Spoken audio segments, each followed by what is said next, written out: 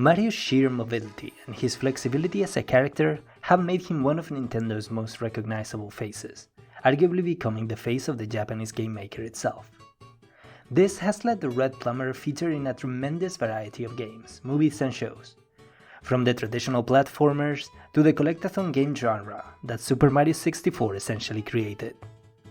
From cars and tennis to RPGs and minigames, the Mario franchise extends to every corner of the gaming world. This, of course, required Mario to adapt to a tremendous amount of game structures that might not make sense as belonging to the same universe. Take for example the way in which standard platformers and the sports games require completely different world structures around the plumber in order to take place. That is not to say anything of the multiple universes that canonically exist in the Nintendo and Mario Multiverse, like the Super Smash Universe, sometimes called the World of Trophies, or the Paper Mario Universe. So welcome to Rebel Culture, where today we will be analyzing the many potential universes containing what we call the Mario Multiverse, meaning the aggregated sum of all existing universes when Mario features in one way or another. But first, let's set up some ground rules. Rule number 1. Only video game appearances will be counted in this multiverse dissection. I know that his appearances in animated shows, that weird live-action movie from the 90s, as well as probably the upcoming animated film with Chris Pratt all happen in self-contained universes, but we will be focusing exclusively on the video game part of it. Rule number 2. Universes far outside the main Mario continuity, where the Red Plumber has cameoed, will not be considered, unless they are an integral part of the story. Meaning, for example, that his appearance in Punch-Out as a referee will not be considered as a universe in its own right. And rule number 3. This video might not contain every universe in the Mario Multiverse, but it is instead an entry point to it. We expect to do more videos on this subject. Ready? Then let's start with our first universe. Okay, in order to build up our map of the Mario Multiverse, I believe it is helpful to establish a baseline universe, or a multiversal nexus, that defines the standard Mario universe. Every other universe will be analyzed in contrast to that one. The first universe that we will analyze is the main Mario universe, where the majority of mainline games in the franchise take place. This is the universe where the Mushroom Kingdom and its nearby world are structured in such a way that our main character can jump, glide, and spin through them. In this universe, Mario has rescued princesses from the clutches of Bowser several times, gathered the power stars across the paintings in Peach's castle, cleaned Isle Delfino, crossed the galaxy, and crushed Bowser and Peach's wedding. This is a universe where there are a few constants that we will see broken in other universes. For example, from a gameplay perspective, there are no turns in battle. Where Mario is facing Bowser, they do not follow RPG tropes, but instead engage in continuous combat. Additionally, when Mario is defeated by his enemies, he loses a life and then respawns, something that does not happen in, say, the Super Smash Bros. Universe, since there he would turn into a trophy. Another constant is Bowser as a villain. He might be a bit of a goofy foe, but he remains a foe nonetheless. This is a Bowser that will kidnap people, seek the power to conquer the universe, and force people to marry him against their will. Not the kind of personality that you expect, say, in a polite game of tennis or a karting race, since Bowser in those games is more of a rival to Mario than a villain. Additionally, it must be said that since the Mario Galaxy games are included here, this universe has been reset at least once. Something that we see during the endgame events of the first Mario Galaxy, where the Lumas trigger a black hole that absorbs the universe and spits it back made anew. I don't consider the universe to come out of that black hole to be a new universe per se, but instead the version 2.0 of the same main universe. But to be honest, I can understand both arguments. So either we have a main universe 2.0 or a new main universe. I just wanted to clarify that point. Okay, so that is the main Mario universe. We can just call it M star. And from now on, we will analyze each universe based on how it contrasts with that world.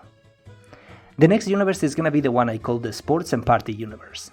This is the universe that breaks with the constants explained above in the main universe and instead talks of a much kinder relationship among the members of the Mario cast.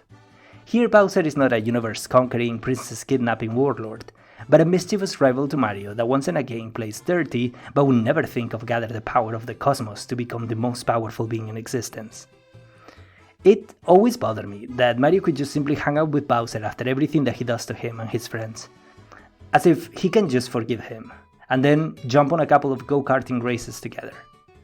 Obviously, the notion of this being a different universe where everyone just gets along is never made explicit by the games, but I feel like it isn't necessary for it to happen. So, Mario Tennis, Mario Kart, Mario Strikers, Mario Party, and other games that require close collaboration among characters that might otherwise be enemies belong to this universe, that we would refer to as M-Sports. Another universe to explore is the Paper Mario Universe. This world is quite clearly a different universe from both M-Star and M-Sports, not just because of the differences in gameplay, these games generally belonging to the turn-based RPG style, but also because, the whole world is made of paper, and the Marios from universes M-Star and M-Sports are not. The Paper Mario universe walks the line between universe M-Star and M-Sports when it comes to the existing relationship among members of the main cast of Mario characters. For example, Bowser is also a rival to Mario in these games, as in he's literally the main boss of the first game, but he grows to become more of a partner as the story moves along. For example, though he is a villain in the first game, in the 1000-Year Door he never sides with the X-Nauts to revive the witch. Mario has to fight him a couple of times, but never as a full-on villain, but more like an obstacle to face the real danger. Additionally, in Paper Mario and the Origami King, once the Origami King turns Bowser into a folded square, they team up to defeat the Monarch and return both him, Peach, and Mushroom Kingdom into their standard 2D versions. This universe will receive the title of M-Paper. Moving on, we have the RPG universe, or the Mario and Luigi and Super Mario RPG universe. This is the world where the Mario and Luigi games take place. Admittedly, the only reason I have as to why this is a different universe is that the gameplay style does not reflect the standard free-flowing movement from the mainline games and the collectathons. Beyond that, the RPG universe simply feels different. Due to the fact that they are allowed to explain their actions a bit more than in standard Mario games, it feels like this world is somehow more established here, more solid. History weighs a lot more. There is an active economy working, and the relationships between characters are far more complex. This is felt above all on the interactions that Mario has with characters that he would otherwise just jump on without hesitation, like Koopas and other enemies. Admittedly, you do fight against a lot of these disposable enemies in the game, but you can also see them and talk to them in cities and the like. So it feels like there is a structured society around this universe, instead of the free-for-all nature of the levels in the M-Star universe. Another notion about this universe is that it crossed over with the Paper Mario universe, as we can see in the game Mario & Luigi Paper Jam. Next, we have the Super Smash universe, the world of trophies where all Nintendo characters share a universe and can fight together. This is the universe where Master Hand reigns as the supreme god of creativity, the universe where the mysterious Taboo and his subspace army launch an invasion, go check out our Taboo video, and the world that survived the Galeem Darkon Cataclysm. This is the universe where characters can be turned into trophies with elaborate cannons powered by Taboo's dark energy or simply by being defeated in battle. This universe will receive the name of MSSB. Hey, you know what universe I wanna be in? The one where you hit the subscribe button to Rebel Culture. We have tons of video on Nintendo and the Mario franchise that you will not want to miss, so thank you. And now, let's get back to the video. Then we have the WarioWare Universe, or MWW. This is a universe in which Wario owns a video game company that seeks to make minigames-based games.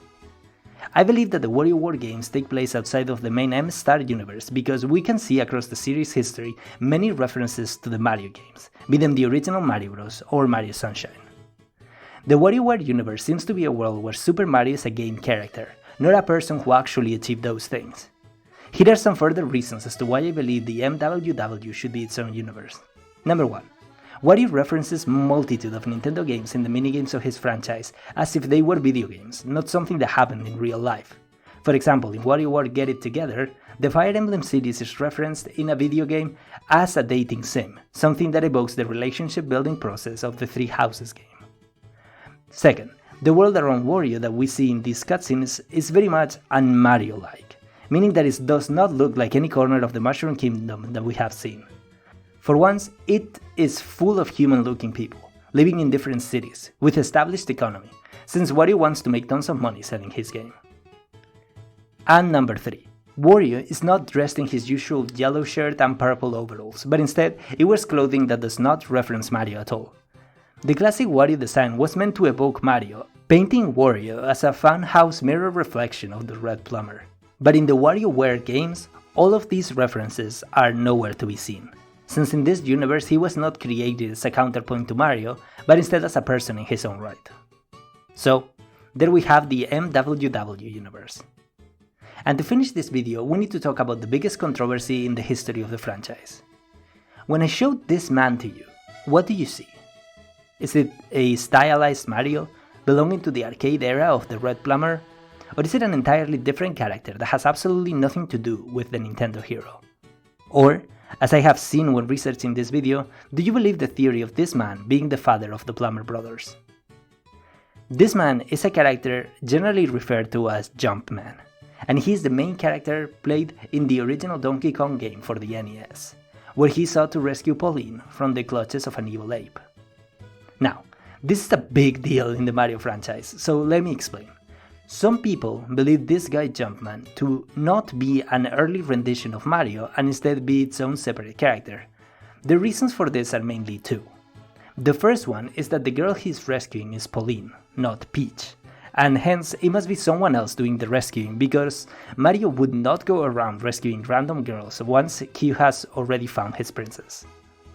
I believe this part to be flimsy. I mean, Mario, just like everyone else, is allowed to have a past before Peach. And also, just because he rescues a woman from a giant monkey does not mean that he has feelings for her. Maybe he's just a brave and decent person doing the brave and decent thing. The second reason is a bit more compelling. Due to the success of the Donkey Kong game, a sequel was produced called Donkey Kong Jr., where Donkey Kong's son has to rescue his father after Jumpman kept him caged, essentially making the Mario-looking character a freaking villain. Caging animals and fighting children certainly does not fit with our modern understanding of the Red Plumber, so many fans believe that Jumpman is actually a different character. It is important to mention that in Mario Odyssey, Mario gets to visit New Donk City, where the first Donkey Kong game took place, and talk to Pauline, who all but confirms the fact that the man named Jumpman is in fact our mainline Mario. So I believe two things. With Pauline's testimony, it is clear that in the M-Star universe, Jumpman and Mario are the same character, and maybe he just went through a rebellious phase in his youth where he was oddly okay with caging animals. Whatever. But I believe that the controversy is enough to picture a world where this Jumpman character is an entirely different person from the mainland Mario. Perhaps his father, perhaps not. But man, I just can't look past Mario forcing a baby monkey to fight him to rescue his father. So, the universe in which this character was a different person will receive the name of M-Jump. And for now, that is it. This was so much fun, and I am looking forward to expand this Mario Multiverse together with all of you. So, if you enjoyed this video, please give it a like and subscribe to Royal Culture. Also, don't forget to hit the bell icon to stay on the know about when we release new videos. So thank you once again for watching, and you can check out some of our other videos on your screen right now.